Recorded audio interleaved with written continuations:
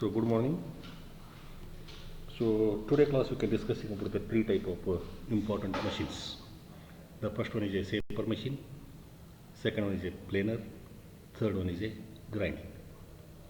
So detail study one by one. The first one is a saper or shaping machine. The saper is a reciprocating type of machine tool intended primarily to produce the flat surfaces. The second important point, the shaper can produce any surface composed of a straight line element. So, shaper machine, shaping is a machining process. First important to understand, shaping is a machining process of removing excess material from the workpiece by means of a single point cutting tool held in a reciprocating ram. It is very important point. Shaping is a machining process of removing the excess material from the workpiece by means of a single point cutting tool held in a reciprocating arm. What is single point and what is multi-point already discussed in last class. So second important point, the process is employed to produce flat surfaces, horizontal or vertical or inclined. Example, you can take a T-slot, grooves, etc. and may also be used to produce the countered surface with the use of a copying attachment. The machine used for performing the operation is called shaping machine or shaper. Clear this point. So next you can go for the important types or classification of shaping machine. So mainly four important important points. So the first important, according to the type of mechanism used for giving the reciprocating motion of the ram. So sub-classified into three groups. First one is a crank type, gear type, and hydraulic type. The second important point, according to the position of the travel of the ram, the movement of the ram traveling. So whether it is moving in horizontal or vertical. So according to the type of the design of the table, the work table, it is a standard type or universal type table you can design. So according to the type of the cutting stroke, it is a push type or pull type. There are important sub-classified into two groups, push type or pull type. So these are the four important classification or types of shaping machine. So you can see this vertical shaping machine 3D views. So the important parts you can see that is a column, this one is a column, this one is a base, this is a feed shaft, this one is a feed shaft. So complete whole assembly it is called as a carriage, and circular table is there, the work table. So this is a clapper box, this one is a work holding device, the tool holding device. So this is a ram moving up and down. So this is a 3D view of the shaper machine. So next we can take a horizontal shaping machine. Horizontal shaping, the main important parts is a bed, this is a column, this one is a work table. So vice and tool post is there, tool is there, single point cutting tool is located in this tool post. This is a ram, the ram is moving to and fro motion on the bed. Okay, so this is a shaping machine. So horizontal shaping machine, you can see this important 3D view. This one is a line diagram.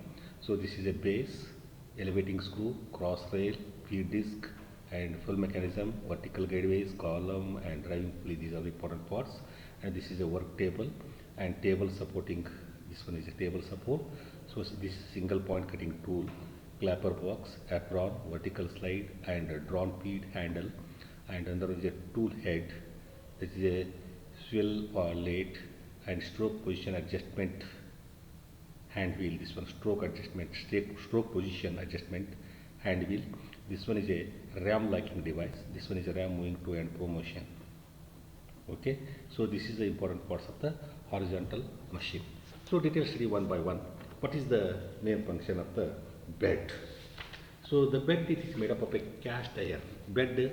The base of the horizontal shaper machine. Bed is a base of the horizontal shaping machine is a heavy cast iron body that support all other parts of the machine. The entire weight of the machine parts and also surface and forces generated during the cutting is taken by the base. This is an important point. Second one is a column. The main function of the column also called as it is called as pillar or body, as a rigid hollow casting mounted on the base. Cross rail is mounted on the front vertical guideways of the column. Front vertical column of the guideways. So next one is a work table. The work table is a box shaped cutting bolted to the saddle, and ram is the rigidly braced cutting end of the semi-cylindrical form. So these are the important. Go for the next slide. So the specification of the shaping machine. The main important 6 important specification of the shaping machine. So the first one is a maximum stroke length of the ram. This is very important. Second one is a maximum travel of the work table in horizontal and vertical direction. And third one is the dimensions of the table work surface. And fourth one is the distance between the table surface and the ram, and the motor power and overall dimensions. So these are the 6 important specification of the shaper machine. So this is a mechanism, with what mechanism is adopted in that horizontal shaping machine. So next you can go for the second important point, the planing machine. The planing machine is a machine tool which like a shaper produces flat surface in horizontal, vertical or inclined. The fundamental difference between planer operators with an action opposite to that of the shaper. The workpiece reciprocates past one or more stationary single point cutting tool. Planer are meant for machining large sized workpiece which cannot to be machined by the shaping machine. So you can see the figure clearly, understand. This is a work holding device. This one is a work table, bed and vertical column. So this work holding device is moving up and down. Okay. So the major difference between the shaping and planing. So the shaper machine work table is stationary, tool moving to and fro motion. But in this case, work table is moving to and fro motion, tool is stationary. So here also the single point cutting tool used, planer, shaper also single point cutting tool. The major technical difference between planer and shaper, work table moving to and fro motion in case of planing machine. But in case of shaping machine, work table is stationary and tool is stationary in case of planing, tool moving to and fro motion in case of shaping machine. And small component produced with the help of shaping, and medium and large component we can produce in shaping machine. It is a costlier planing machine as compared to shaper. Shaper is a cheaper, and floor area is required more, this one, and floor area is required less. These are the difference between planer and shaper. Then you can see the machine, then you can easily differentiate these two machines, these two type of machines.